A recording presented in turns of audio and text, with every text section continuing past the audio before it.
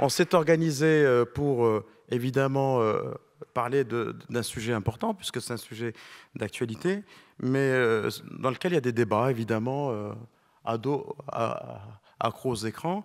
Quand on pose la question, c'est que la réponse se trouve dans la question. Évidemment, qui n'a pas un jeune, un ado, contre lequel il n'a pas crié pour lui demander de s'arrêter, de venir à table ou bien de se mettre au lit, qui n'a pas vu. Évidemment, il n'y a pas que les ados d'ailleurs. On est très clairement devant un phénomène de société technodépendant qui nous interpelle, nous, en tant qu'addictologues et en tant que psychiatres ou en tant que psychodynamiciens, des personnes qui réfléchissent sur quelle est la place de cet outil qui est venu en quelque sorte phagocyter le lien social, mettre à l'écart notre jeunesse, un espace à partir duquel ils peuvent être très clairement la cible.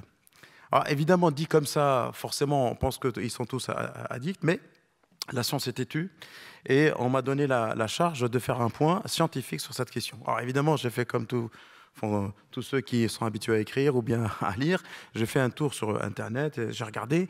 Eh bien, la littérature scientifique est assez pauvre. Donc, je me suis organisé pour faire une petite revue de littérature très simple. Hein. Le but n'est pas de fatiguer ni de lasser. Hein. L'auditoire qui est un auditoire chamarré, tant mieux, c'est le but du forum. Mais de lancer un peu le débat et puis donner la parole à Marcel pour pouvoir, évidemment, avoir son retour et son immense expérience sur cette question et puis son expertise. Alors cette introduction, elle est simple. Hein. C'est l'augmentation de l'usage des smartphones interpelle quant à son retentissement sur le plan social et relationnel. C'est l'élément à partir duquel doit se poser de manière légitime la question de l'addiction. C'est une question qui a été tranchée récemment concernant le jeu. Comme vous le savez, le jeu pathologique fait partie des critères retenus maintenant comme étant une pathologie inscrite dans la classification internationale des maladies, le DSM-5. Donc on a des items. Pour ce qui est de ce type d'addiction ou bien ce type de comportement, on n'a pas totalement encore tranché, mais les arguments sont intéressants. Les études tentent de mieux définir ces troubles. C'est facile à dire à la cantonade, c'est très difficile quand on doit rentrer dans un corpus méthodologique qui est exigeant. C'est la raison pour laquelle il est utile d'avoir cette espèce de précision avant de lancer le débat et notamment avant de répondre à vos questions. Donc mieux définir aiderait quand même à déterminer les prises en charge éventuellement nécessaires ou bien, plus que les prises en charge, les mesures éducatives ou les mesures éducationnelles, encore mieux, concernant nos enfants, peut-être même nos adolescents. Or, j'ai retrouvé quelques travaux plutôt pas récents, parce que c'était 2018. Évidemment, on ne va pas retrouver des travaux il y a 20 ans. Le phénomène est croissant. Et c'est un phénomène qui est aussi alimenté par la disponibilité des produits et la diffusion des produits, forcément. Donc, on trouve quelques troubles du fonctionnement au quotidien, comme des difficultés interpersonnelles. Quand je te parle, est-ce que tu peux poser son téléphone? Est-ce que tu peux arrêter de le consulter? Des choses assez simples, mais qui constituent des choses répétées et répétitives et qui doivent poser la question. Des mauvais résultats scolaires, vrai, à telle enseigne que, comme vous le savez, le ministre de l'Éducation nationale en France a interdit le smartphone au collège. Vous savez que depuis cette rentrée, Jean-Michel Blanquer, qui d'ailleurs est venu s'exprimer dans un congrès d'addictologie, l'Albatros pour ne pas le citer, que nous organisons tous les ans à Paris. Le prochain, c'est du 5 au 7 juin. Et donc, il est venu en parler. Il exprimait pourquoi il était utile et important. Alors, je peux faire une petite digression. Il voulait l'interdire au collège et au lycée. Et comme il a une fille qui était au lycée, elle lui dit « Papa, je t'interdis de l'interdire au lycée. » Alors, du coup, il ne l'interdit qu'au collège. Et c'est très vrai. Et donc, on a affaire à une réalité sociale et sociétale qui se traduit parfois par des troubles. On peut avoir des troubles financiers, évidemment. Moi, j'ai vu quand même des personnes désargentées, des jeunes désargentés qui, lorsqu'ils perdent, cassent. Très souvent, on a des noyades de smartphones. Emprunter de l'argent, faire des sacrifices pour l'argent de poche pour pouvoir changer, pour pouvoir se racheter le téléphone dans la foulée. Ces troubles ne sont pas exclusivement dus à l'usage excessif du smartphone, mais probablement, c'est la question qui est la plus compliquée, est-ce que le fait d'avoir un smartphone n'est pas le reflet du contenu, c'est-à-dire une appétence pour le contenu, quel que soit le contenu du smartphone, le relationnel, le travail, le contenu ludique ou parfois le contenu non ludique, sexuel par exemple. Donc on a affaire à ces questionnements qui sont difficiles à trancher pour l'instant.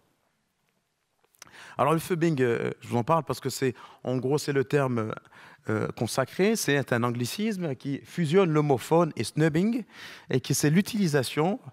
Je ne vais pas faire le savant, je l'ai découvert pendant que je faisais la biblio, que les choses soient claires. Voilà. C'est l'utilisation du smartphone au lieu de tenir une conversation avec des amis, des collègues. On est sur quasiment une néo-réalité, une néo-science qui est en train de s'écrire, un néo-langage qu'il faut rapidement intégrer pour pouvoir comprendre ce que nos jeunes patients ou bien nos jeunes visiteurs vont nous donner. Donc, est-ce un signe de difficulté interpersonnelle ou priorisation du téléphone au détriment de ses proches? C'est toute la question de la relation virtuelle ou bien à travers un objet ou la relation directe. Donc, le débat peut être lancé, le débat est posé. Il y a des papiers. Alors, vous savez qu'il y a des pays dans lesquels la culture de l'Internet, du smartphone est très développée. Il y a un pays que maintenant très peu de gens ignorent, c'est l'Inde. Hein, et ils ont des études intéressantes. Alors, les premières études de problématiques liées aux jeux pathologiques ont été aussi produites par des collègues indiens. Là, on a une population importante avec 400 adolescents en Inde. Un peu moins de 50% étaient phubbers, c'est-à-dire exactement ce que je viens de vous dire. Donc, ceci explique pourquoi la définition, avec une association significative de mésusage de l'Internet, et non pas du... Donc, c'est un vrai mésusage de l'Internet. Ensuite, on a le fait de jouer avec son téléphone, des troubles liés au smartphone, avec un autre ratio qui est important, et une peur de perdre son téléphone, qui est un élément quasi permanent, le fait de le perdre. Et la vérification rituelle du téléphone, des personnes qui, très clairement, sont dans des lieux où ils ne peuvent pas toucher le téléphone ou bien l'avoir. C'est des personnes qui interrompent une douche avec une serviette à côté pour voir si ils n'ont pas reçu un snap ou bien un message pendant le bain, pendant la douche. Donc, avec un impact significatif sur les relations interpersonnelles au quotidien. On voit bien qu'il y a un perturbateur du lien social qui est mis en avant, qui est un critère qui doit peser si un jour, évidemment, on arrive à classer ou classifier ce trouble qui se pose comme question, comme addiction dans le futur.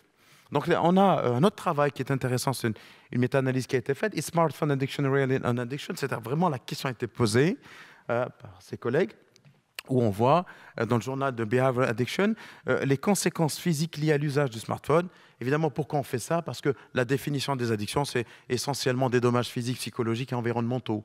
Alors, je vous laisse un peu imaginer, qu'est-ce que peut être des dommages physiques liés à la consommation du smartphone? Eh bien, j'ai appris qu'il y avait cette lumière bleue qui pouvait entraîner, c'est bien ça, des problématiques d'acuité. On a aussi parfois des raidissements sur des positions. Évidemment, vous me passerez pour dire que c'est assez secondaire, mais on a des éléments qui clairement sont en lien avec les addictions sur le plan comportemental, notamment la notion de tolérance. Le fait d'augmenter le temps passé à consulter ou à utiliser son smartphone. Les usages signalent des difficultés à réduire leur usage, plutôt à l'accélérer, notamment lorsqu'ils ont affaire à des smartphones de plus en plus évolués sur le plan technologique. Mais les motivations à la gratification associées à l'usage sont encore mal déterminées. Donc, c'est toute cette problématique bénéfice-risque, parce qu'évidemment, on a souvent tendance à jeter comme ça l'opprobre sur la technologie, les jeunes qui perdent leur liberté, mais... précision faite, ça a été rapporté par le groupe aux États-Unis qui a travaillé sur le jeu pathologique. Les jeunes qui utilisent les nouvelles technologies sont plus éveillés, plus intelligents que nous. Et il faut le reconnaître. Il n'y a pas que des considérations négatives liées à la maîtrise de l'outil Internet et de l'outil informatique. Ils sont plus éveillés, plus vifs, plus intelligents. C'est comme ça. On est expérimenté autour de vous. Donc, on a affaire à ce type aussi d'appréciation. C'est cette balance bénéfice-risque qui est importante à mettre en avant. Toujours dans ce travail de nos deux collègues, on voit une présence constante, ce qu'on appelle la science, c'est un terme que les addictologues aiment bien, avec des passages du genre « j'ai mon smartphone en tête même quand je ne m'en sers pas ». Je pense que ça ne concerne pas que les enfants et les adolescents. L'omniprésence du smartphone au niveau social, professionnel et personnel rend ce critère peu spécifique parce qu'évidemment, en dehors du fait d'être appétant smartphone, c'est un véritable outil de facilitation de tout ce que je viens de donner comme critère. Ensuite, on a la notion capitale du sevrage au smartphone. Et on voit que ce sevrage peut parfois prendre des allures un peu inattendues, l'avoir un usage aux toilettes, c'est pour ça que je parlais des noyades de smartphone, ça arrive. On peut avoir des anxiétés lorsque la batterie est presque vide, avec le rituel des prises partout où on va, dans les cafés, dans les bars, dans les restaurants, partout, évidemment. D'ailleurs, les grandes marques gagnent plus d'argent sur les accessoires que sur le téléphone. Les prix sont conséquents. Est-ce que le smartphone qui manque ou est-ce que le stress d'être sans outil de travail, la crainte d'être séparé virtuellement de ses contacts, c'est à tout et à la fois tout ça. Donc, mais bon, ça mérite débat parce que les papiers que j'ai lus n'ont pas tranché. C'est ce qui est intéressant. La perte de contrôle.